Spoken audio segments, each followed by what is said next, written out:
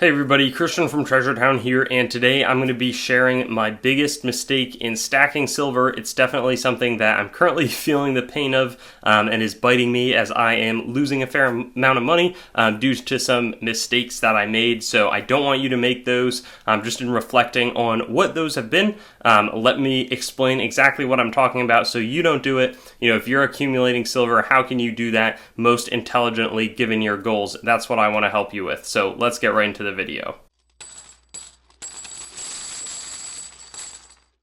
And here we've got the biggest mistake that I made in my silver stacking career or silver stacking journey, and I'll just show off some of the items in front of me as I'm speaking. Now, some of these are awesome. I mean, I would say that we've got some gorgeous designs in front of me, but I think the important perspective to have is that my goal in my personal silver stacking was to have some interesting items, but really also make a play on silver. So I wanted to buy silver when I thought that it was comparatively low, and have the value of the silver increase. But what my big mistake was is that all of these coins, while they're beautiful, they're nice government issued rounds. I mean, I'm showing some of the more well-known ones right now, like the South African Krugerrand design and the Mexican Libertad.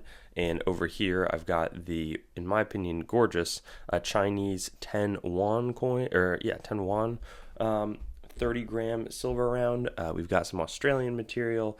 We've got the Australian Kookaburra, which is well known, but I paid for these rounds from a silver company. I paid market prices, and market prices, when I was purchasing these, the premiums were extremely high. So instead of opting for something like, maybe less interesting, like silver rounds when I purchased this, which could have been, maybe a few bucks over spot, I paid like $10 to $11 over spot, despite, at this point, I'd made videos about how to silver stack and how to not silver stack, and I still went and paid, somewhat crazy prices for these items. I mean, this Ukrainian coin, I'm probably going to sell it pretty soon, and hopefully I can get my money back retail, but I paid like $54 for this. I think it's a gorgeous design, and I purchased it before there was the Ukrainian conflict, and so I think Ukrainian material people have been paying a little stronger for, but like, regardless of that happening, there's no reason when you're forming a silver stack to be paying crazy premiums. I think at the worst, maybe if you go to a local coin shop and you're buying junk silver right now, you have to pay like 20%, and that even sounds really high, or like 15-20% over spot, over melt.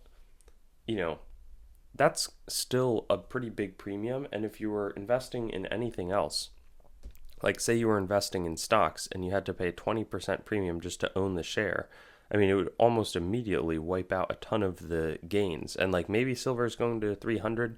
I think a lot of people say stuff like that. And on the other hand, silver was once, $3-4, not too long ago. And now it's like 25, or 23, whatever it's at.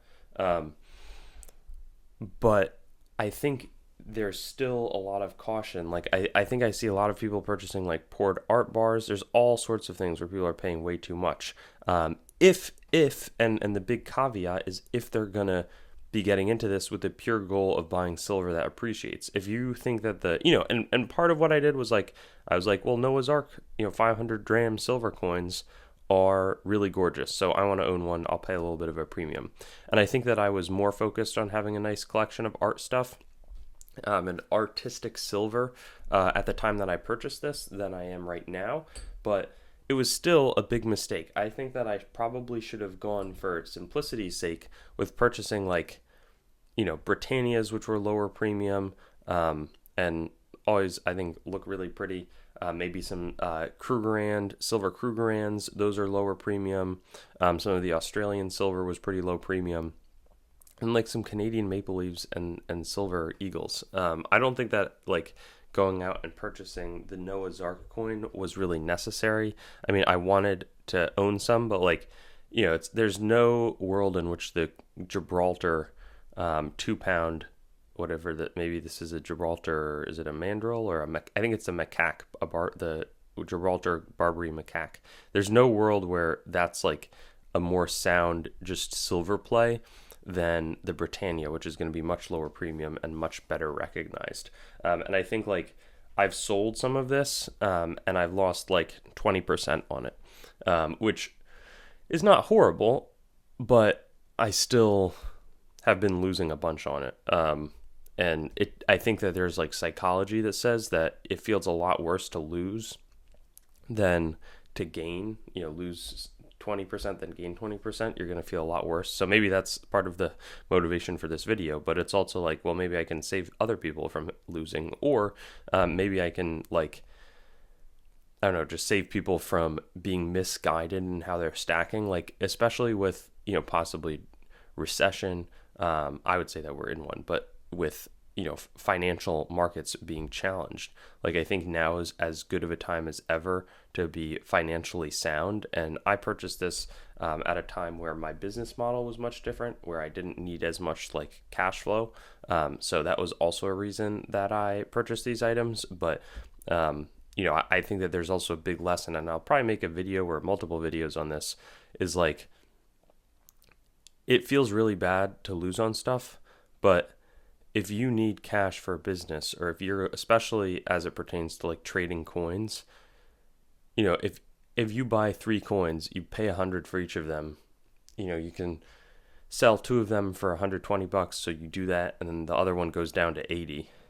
It's I would say it's very misguided to just wait until you can get 100 for the other one. Like, I have sold thousands of coins in the past few months, and I've lost money on hundreds of them. It's a lot worse if you're losing money on 70% of the coins, unless the ones you sell obviously are like 10 or huge wins basically. But as I see it, it's it's really important to keep things moving. So being willing to take a loss, I think, makes a lot of sense. Because the other thing is, like, if you bring this into a coin shop, they're not going to care that it's premium. Like, they'll maybe be happy because they can, get a premium when they sell it, if they sell it on eBay or something. But realizing the upside that I pay for these rounds requires me to sell it directly. Now, thankfully, I can somewhat sell it directly, but like, there's plenty of coins where I'm just selling it and people pay the silver price plus like $1, which is like a super low premium compared to what you could acquire it for anywhere else. And so I've been forced to sort of eat those losses. But that's sort of like what should happen, in my opinion. Like, if I pay too much for stuff, I'll lose money when I sell it. And so this is like a somewhat painful lesson. Not something I like to be reminded of, but it's something that I felt necessary to share with all of you, because I want you guys to be protected. I'm going to be doing more silver stacking content in the coming months, and gold stacking, and just like general coin business advice and analysis. And I'm excited to have that part of the channel. I think it's important stuff that people need to learn and understand, just like my perspective and what other people have shared with me. That makes a lot of sense. So I'm looking forward to being there to explain that in the coming months, what I'm thinking about. And I always try to be pragmatic. So I'm never the one to say like, buy, crazily. I think it makes sense to have some silver, makes sense to have some gold. It also makes sense to have like stocks and maybe some bonds, depending where you're at. So anyways, excited, and we'll talk soon. Thanks for watching the video, and don't forget to like, comment, and subscribe. Also, be sure to visit our website, treasuretown.com, to stay up to date on everything going on the channel, and possibly get some great deals on coins and collectibles. We look forward to seeing you on our future videos, and best wishes until then.